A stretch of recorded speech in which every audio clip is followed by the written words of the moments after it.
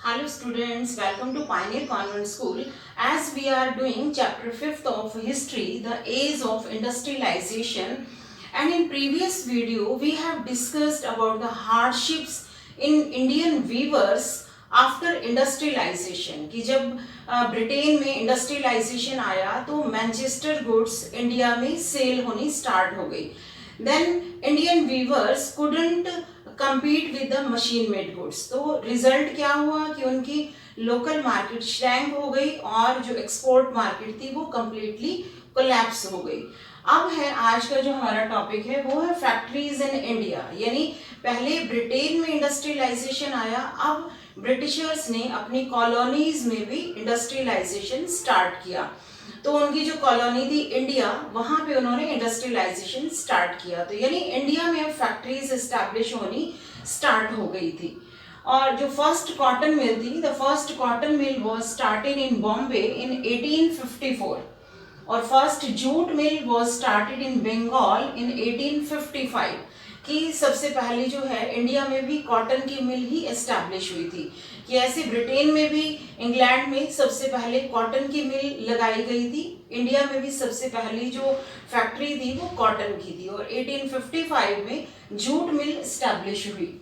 Then in Bengal Dwarkanath Tagore made industrial investment कि अब जो अर्ली एंटरप्रेन्योर्स थे यानी कि जो भी बिजनेसमैन थे, कि इंडिया में कौन कौन से बिजनेसमैन थे जिन्होंने फैक्ट्रीज लगाई और फैक्ट्रीज के ऊपर इन्वेस्टमेंट किया. कि ये जो इन्वेस्टर्स थे ये अर्लियर जो है चाइना के साथ व्यापार करते थे. कि हमने 9th में एक चैप्टर में अच्छे से स्टडी किया है कि जो ब्रिटिशर्स थे वो चाइना से मतलब टी मंगवाते थे और इन रिटर्न वो ओपियम वहां पे सेल करते थे और ओपियम भी उन्होंने इंडिया में ग्रो करनी स्टार्ट की. तो ये इंडियन जो बहुत सारे ऐसे जूनियर प्लेयर्स थे जो ब्रिटिशर्स को देख देख के चाइना के साथ ट्रेड करना सीख गए थे. तो उनमें सबसे पहले नेम आता है बंगाल के द्वारकानाथ टैगोर जिन्होंने इंडस्ट्रियल इन्वेस्टमेंट किया. यानी सबसे पहले उन्होंने इंडस्ट्रीज के ऊपर बहुत सारा पैसा लगा के फैक्ट्रियों को वहां पे लगाना स्टार्ट किया. In Bombay Parsis like Dinshaw Petit and the Jamsetji Tata कि बॉम्बे में भी जमशेद जी टाटा और दिन शाह ने जो है वहां पर इंडस्ट्रीज लगाने की एक इनिशियल यानी एक स्टेप उठाया, स्टार्टिंग की. And in Calcutta Seth Hukumchand a Marwari businessman set up first jute mill in 1917 और सेठ हुकुमचंद ने कलकत्ता में 1917 में सबसे पहले जूट मिल वहां पे इस्टेब्लिश की. तो यानी इंडिया में एक नया पीरियड स्टार्ट हो गया था इंडस्ट्रियलाइजेशन का कि धीरे धीरे करके बहुत सारी फैक्ट्रीज लगनी यहाँ स्टार्ट हो गई. लेकिन ऐसा नहीं कि फैक्ट्री सिर्फ मशीन के बेस पर ही चल रही है, वहां पर वर्कर्स की डिमांड भी बनी हुई थी. Then where did the workers come from. अब ये जो फैक्ट्रीज में वर्कर्स की भी जरूरत थी तो ये वर्कर्स कहाँ से आते थे. मेनली जो है वर्कर्स नियर बाय डिस्ट्रिक्ट से आते थे. जैसे मान लो अगर बॉम्बे में फैक्ट्री लगाई गई है तो उसके आसपास जो रत्नागिरी था डिस्ट्रिक्ट वहां से ज्यादातर वर्कर्स आते थे. और अगर यूपी में है, कानपुर में लगाई है कोई इंडस्ट्री तो उसके साथ जितने भी नियर बाय डिस्ट्रिक्ट एरियाज होंगे, विलेजेस होंगे, वहां से वर्कर्स आएंगे. And with the expansion of factories, the demand of workers was increased and they came from nearby districts. कि आसपास के एरिया से ही वर्कर फैक्ट्री में काम करने के लिए आते थे. And in 1901 there was 5,84,000 workers in Indian factories. कि 1901 में जहां फैक्ट्रीज में जो वर्कर्स काम कर रहे थे वो 5,84,000 थे. But by 1946 the number was over 24,36,000 यानी बहुत सारे वर्कर्स की डिमांड इंक्रीज हो गई थी. And even the urban mills multiplied but getting job in a factory was difficult.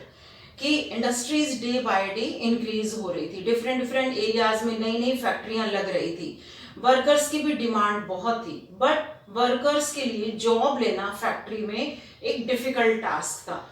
इससे पहले जो इंग्लैंड का हमने जो सारा इंसिडेंट स्टडी किया तो उसमें भी हमने यही डिस्कस किया कि इंग्लैंड में भी इंडस्ट्रियलाइजेशन आने के बाद बहुत सारे लोग जॉबलेस हो गए थे और वर्कर्स जब रूरल एरिया से अर्बन एरिया में माइग्रेट होने लगे तो उन्हें फैक्ट्रीज में जॉब लेने के लिए कई कई वीक्स तक, मंथ्स तक वेट करनी पड़ती थी। और मेनली उनकी जॉब फैक्ट्री में एक किसी फ्रेंड या रिलेटिव के ऊपर डिपेंड थी कि अगर आपका कोई जान पहचान का है तो आपको फैक्ट्री में जॉब मिल जाएगी, अदरवाइज बहुत मुश्किल टास्क है। In India also it was very difficult task to get job in a factory, कि यहाँ पर इंडस्ट्रियलिस्ट ने जॉबर्स अपॉइंट किए हुए थे, कि जॉबर्स जो है एक मीडियोकर होता था जो इंडस्ट्रियलिस्ट उसे अपॉइंट करते थे और वो अपने विलेज से अपनी जान पहचान के लोगों को लेके आता था और फैक्ट्री में काम दिलवाता था। Now who were jobbers? Industrialist employed a jobber to get new recruits, कि नई भर्तियां करनी है फैक्ट्री में, नए लोगों को काम पे लगाना है, और जॉबर्स उसके लिए वहां पर एम्प्लॉयड किए गए थे। And जॉबर was an old and trusted worker. कौन था ये जॉबर? वो फैक्ट्री का जो मालिक है उसकी जान पहचान का और उसके पास जो बहुत समय से काम कर रहा है, ओल्ड है और एक ट्रस्टेड यानी एक्सपीरियंस्ड पर्सन है। And he got people from his village and ensuring them jobs, कि वो अपने गांव से अपने जान पहचान के लोगों को लेके आता है सिटी में, उन्हें फैक्ट्रीज में वर्क दिलवाता है और उन्हें गारंटी देता है कि आपको फैक्ट्री में जॉब मिलेगी। And helping them to settle in city. अब वो रूरल एरिया से अर्बन एरिया में आ रहे हैं तो उनकी हेल्प करता है सिटी में सेटलमेंट करने में, कि कैसे उन्हें मतलब घर दिलवाना और उन्हें जो है अच्छे से हेल्प करना। And provided them money in time of crisis, कि अगर उन्हें जरूरत पड़ती है मनी की तो उस समय ये जॉबर उन्हें पैसे भी देता है, यानी मनी से भी उनकी हेल्प करता है। And he became a person with some authority and power, यानी ये पावर और अथॉरिटी किसने दी उसे? इंडस्ट्रियलिस्ट ने, कि जो भी फैक्ट्री के मालिक हैं उन्होंने जॉबर्स को एक पावर दी हुई है, एक अथॉरिटी दी हुई है कि आप लेके आओगे वर्कर्स को और फैक्ट्री में हम उन्हें रखेंगे, काम दिलवाएंगे, तो वो एक पावरफुल पर्सन था। And he begin demanding money and gifts for his power and controlling the lives of workers, यानी वो अब अथॉरिटी और पावर का मिसयूज कर रहा था, कि एक तरह से वो उन लोगों से गिफ्ट्स की और मनी की, कह सकते कि रिश्वत की डिमांड कर रहा था, कि मैं तुम्हें काम दिलवाऊंगा फैक्ट्री में बट बदले में कुछ ना कुछ तुम्हें मुझे देना होगा। तो ये जॉबर कौन थे और जॉबर की क्या फंक्शंस थे या जॉबर्स क्यों एम्प्लॉयड किए गए, ये यहाँ का इंपॉर्टेंट टॉपिक है और बहुत इंपॉर्टेंट क्वेश्चन है, एग्जाम में बहुत बार आ जाता है।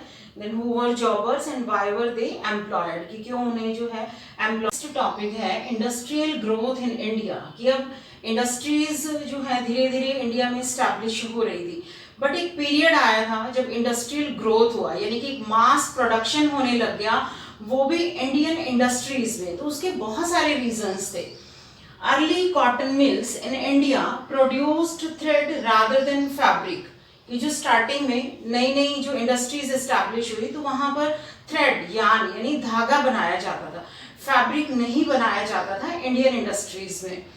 Indian businessman avoided competing with Manchester goods in Indian market, कि उन्होंने स्टार्टिंग में जो भी मैनचेस्टर मेड क्लोथ इंडिया में आ रहा था वो इंडियन इंडस्ट्रीज ने उसके साथ कंपटीशन करना अवॉइड किया और उन्होंने शुरू में धागे की ज़्यादा से ज़्यादा इंडस्ट्रीज लगाई और ये थ्रेड जो है ये एक्सपोर्ट किया जाता था दूसरी कंट्रीज में, चाइना में, जापान में। वहाँ इंडियन थ्रेड बहुत अच्छा सुपीरियर क्वालिटी का था, वो एक्सपोर्ट होता था। ड्यूरिंग स्वदेशी मूवमेंट डिमांड ऑफ स्वदेशी गुड्स वॉज इंक्रीज्ड, कि जब महात्मा गांधी जी ने स्वदेशी मूवमेंट स्टार्ट किया और जो फॉरेन गुड्स थी, फॉरेन क्लोथ था, उसे बायकॉट किया गया, तो उस समय इंडियन गुड्स की, स्वदेशी गुड्स की डिमांड बहुत ज़्यादा बढ़ गई थी और डिमांड को फुलफिल करने के लिए प्रोडक्शन जो है इंडियन इंडस्ट्रीज में बहुत ज़्यादा किया गया। During the first world war, जब फर्स्ट वर्ल्ड वॉर हुआ 1914 से 1917 तक, then British mills were busy in war production, कि ड्यूरिंग द वॉर जो ब्रिटेन की मिल्स थी, फैक्ट्रीज थी, वो तो वॉर से रिलेटेड सारा प्रोडक्शन कर रही थी, कि जो भी वॉर की रिक्वायरमेंट थी, जो भी मतलब जूट बैग्स थे या फिर आर्मी की यूनिफॉर्म थी, जितना भी लार्ज प्रोडक्शन था, वेपन्स, मशीन्स, वो सब प्रोडक्शन करने में वो काफ़ी बिजी थे। Then Manchester imports into India declined, कि वो अपने आप में वॉर में इतना बिजी हो गए थे कि जो मैनचेस्टर्स की गुड्स थी वो इंडिया में आनी बंद हो गई। Then Indian mills had a vast home market to supply. अब इंडियन फैक्ट्रीज को जो भी वो प्रोडक्शन कर रही थी विद इन नेशन, अपने ही कंट्री में उन्हें एक वास्ट मार्केट यानी कि एक होम मार्केट मिल रही थी, कि उनका बनाया हुआ सामान जो है अपनी कंट्री में बहुत ज़्यादा सेल हो रहा था। And Indian factories were called upon two supply war needs. अपनी होम मार्केट में भी उनके प्रोडक्शन की बहुत ज़्यादा डिमांड थी, साथ ही साथ वॉर से रिलेटेड जो भी प्रोडक्शन था उसकी भी डिमांड या उसके ऑर्डर भी इंडियन इंडस्ट्रीज के पास आने लगे, like jute bags, cloth for army uniforms या लेदर बूट्स। जो भी वॉर में जिन चीज़ों की ज़रूरत थी युद्ध के समय में, वो सारे ऑर्डर अब इंडियन इंडस्ट्रीज के पास आने लग गए थे। तो ये इतने सारे जो रीजंस हैं, इनकी वजह से इंडिया में इंडस्ट्रियल ग्रोथ हुआ, कि बहुत ज़्यादा लार्ज प्रोडक्शन होने लगा और उसकी सेल भी बहुत ज़्यादा बढ़ गई और इंडियन इंडस्ट्रियलिस्ट को बहुत प्रॉफिट होने लगे। But after the war situation थोड़ी सी चेंज हो गई। Then Manchester could never recapture its old position in the Indian market, कि वर्ल्ड वॉर से पहले मैनचेस्टर की जो एक स्ट्रांग पोजीशन थी इंडियन मार्केट में, अब वॉर के टाइम पे वो पोजीशन खत्म हो गई, कोलैप्स हो गई। और आफ्टर द वॉर जब वो दोबारा आए अपना सामान इंडियन मार्केट में सेल करने के लिए, तो अपनी पहले वाली ओल्ड पोजीशन को वो रिकैप्चर नहीं कर पाए, क्योंकि तब तक तो इंडियन इंडस्ट्रियलिस्ट जो है उनकी पोजीशन ले चुके थे। Second, unable to modernise and compete with US, Germany and Japan, क्योंकि ब्रिटेन जो है युद्ध में इतना बिजी हो गया, अब जो उसका बनाया हुआ सामान था वो बहुत ज़्यादा नई टेक्नोलॉजी का नहीं था, बहुत मॉडर्न नहीं था। वो यूएस, जापान के साथ, जर्मनी के साथ जो है अपने गुड्स का कोई भी मॉडर्नाइज तरीके से कंपटीशन नहीं कर पाया।